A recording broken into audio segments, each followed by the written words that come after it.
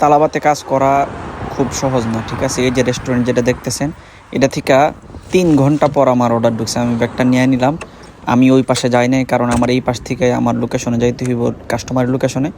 এখন আমি এই যে বাইকটা এখানে পার্কিং করে দিলাম, তো ওই যে ওই পাশে আমার রেস্টুরেন্টের লোকেশন, আমি ওই পাশে চলে যাবো অর্ডারটা পিক আপ করার জন্য।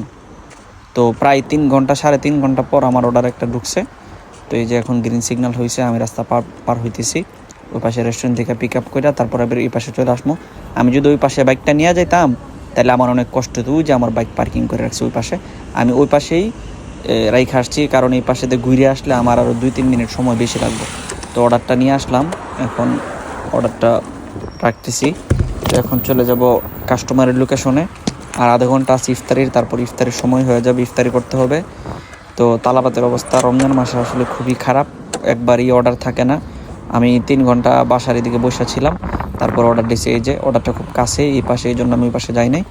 তো এখন অর্ডারটা ডেলিভারি করব।